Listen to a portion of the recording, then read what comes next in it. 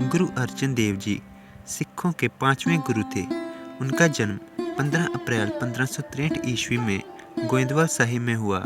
उनके पिता का नाम गुरु रामदास जी, जो कि सिखों के चौथे गुरु थे, और माता का नाम बीबी पानी था। गुरु जी के 2 भाई थे, जिनका नाम पृथ्वीचंद और महादेव था। इनमें पृथ्वीचंद गुरु जी से बहुत नफरत करता था, क्योंकि वो खुद को गरगद्दी का वारिस समझता था, जो कि उसे नहीं मिली, क्योंकि उनके पिता गुरु रामदास जी उसे इस योग्य नहीं समझते थे। इसलिए उन्होंने गरगद्दी अपने बेटे पृथ्वीचंद को देने की बजाय अपने छोटे बेटे गुरु अर्जन देव जी को दे दी। गुरु जी का बचपन से ही आध्यात्मिकता की तरफ रुझान था। वो दिन रात ही लोगों की सेवा में लगे रहते थे। उन्होंने कई भाषाओं में महारत हासिल की थी।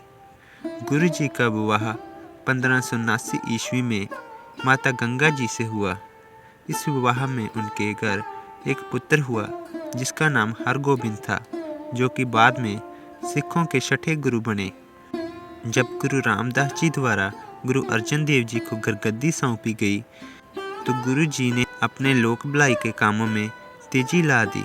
उन्होंने 1588 ईस्वी में हरमंदिर साहिब की नींव लाहौर के एक सूफी संत साईं मियां मीर जी से रखवाई। उन्होंने गुरुद्वारे के चारों तरफ दरवाजे रखवाए, ताकि जो हर धर्म के लोग जहां पर आ सकें। गुरु जी सबसे ऊपर मानवता को रखते थे। वो किसी से भी भेदभाव नहीं रखते थे। उन्होंने तरन तारण साहिब, छियाटा साहिब, श्री हरगोबिंदपुर जैसे नगर बसाए। गुरु जी ने तरन साहिब में विशाल सरोवर का निर्माण करवाया। उन्होंने एक तरफ गुरुद्वारा साहिब और दूसरी तरफ बीमार लोगों के लिए दवाखाना बनाया था। ये दवाखाना आज भी चल रहा है।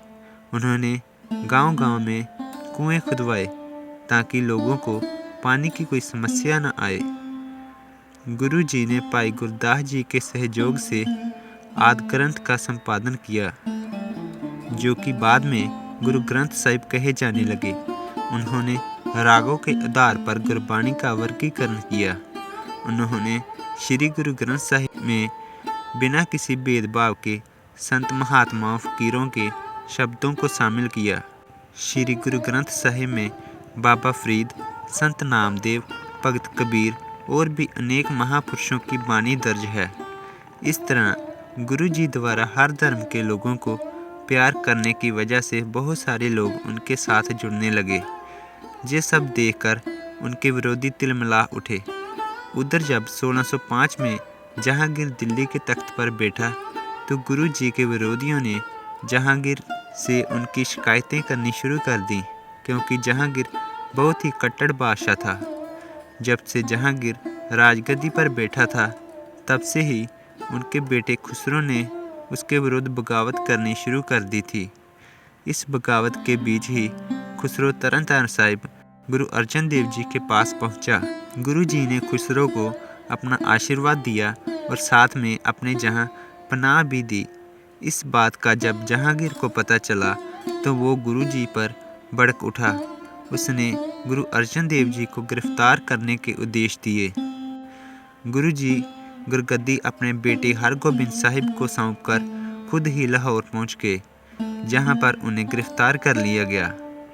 जहांगीर ने गुरु जी पर बगावत करने का आरोप लगाकर उन्हें तसीहे देकर मारने का उद्देश्य दिया। मुगल बादशाह के उद्देश्य मुताबिक गुरु जी को 5 दिन तक तरह तरह के तसीहे दिए गए, पर इस सब के बावजूद भी गुरु जी शांत रहे। अंत उन्हें 30 मई 1606 को लाहौर में बेहद गर्मी में गर्म तवे पर बिठाया गया। उनके ऊपर गर्म रेत को डाला गया। इस तरह जब वो शहीद हो गए, तो उनके शरीर को रावी में बहा दिया गया। अब उस जगह पर गुरुद्वारा डेरा साहिब है, जो कि अब पाकिस्तान में है। इस तरह गुरु जी का सारा जीवन लोगों की सेवा में ही गुजरा। उन्होंने मानवता की रक्षा के लिए अपनी जान कुर्बान कर दी। गुरु अर्जन देव जी को शहीदों का सरताज भी कहा जाता है।